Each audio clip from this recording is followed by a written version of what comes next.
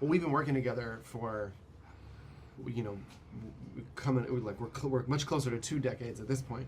And that's been anything from theater to music, poetry, scripts, touring with our band, and so all of that has been sort of this constant point of collaboration. And so when it came to putting down this script, which uses so many elements from all those mediums, it just felt intuitive to work together like we do on everything else. And it came together because Jess and Keith Calder, our producers, reached out to me on YouTube 12 years ago and said, the way that you write seems really interesting for screenplay. It was poetry and music that sort of hooked them in, and introduced them to David a little bit later, and we realized we want to do this project, the 4 of us, about Oakland with a spine of verse. And then the Oscar Grant shooting happened in Oakland. We realized that was a conversation that we wanted to have and see what the story of the town would be in a heightened moment like that.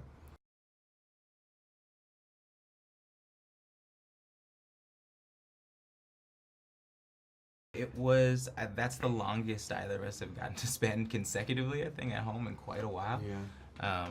We moved to Los Angeles. We like piled all of our junk, literal junk, into a truck and drove it down to LA. I drove it down in 2011, right? So yeah, it's been since then, since we got to spend that big of a chunk of time, like almost a month solid at home.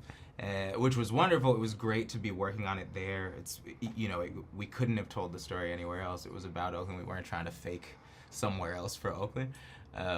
But it also has changed so much. So there was even a greater sense of urgency, I think, for us to create a time capsule of a place that might be completely unrecognizable even to us in not very long.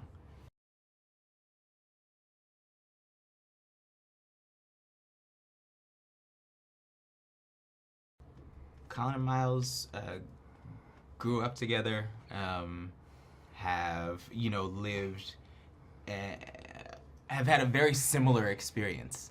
And for the bulk of their lives together, their context feels almost exactly the same. All of a sudden, or really not all of a sudden, in this sort of slow, sneaky way that gentrification actually happens, the world around them starts to change, and it becomes difficult for them once there's sort of a critical mass of people who don't understand their context. And so they, by no fault of their own, are being seen as people who they don't know themselves to be. And that's kind of where we drop in on their stories, in this moment of conflict where other people's assumptions are starting to actually affect their day-to-day life.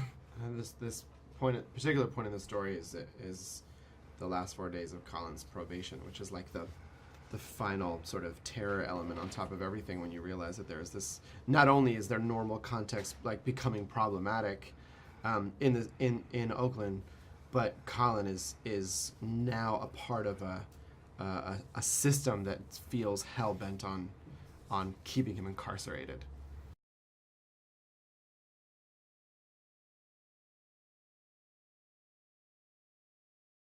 We wrote for 10 years. I think that was probably the bulk of the preparation for these roles. I had a lot of conversations and like grew up together. That was probably the bulk of the preparation. We know these people.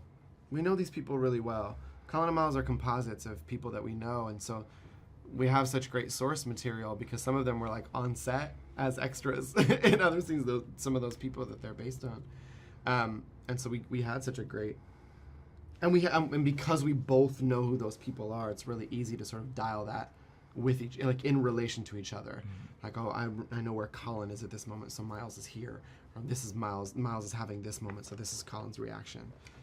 So much of it is about the interplay of their arcs throughout the film. Yeah, this is one of the. I mean, it was an incredibly fulfilling process. Also, maybe one of the most difficult things I've ever done, but probably the easiest acting gig I've ever had. You know, which is interesting. So but we wore so many different hats in this that the acting, we had to be confident. We just had to sort of believe that was going to work because there wasn't really time in a 22-day shoot to be worried about your takes. Like, you don't get another one. That's, you know.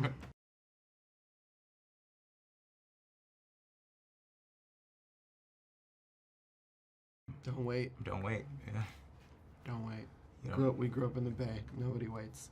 There's no industry there. It's all communal. Everyone's wearing 20 hats. Just put them all on and go.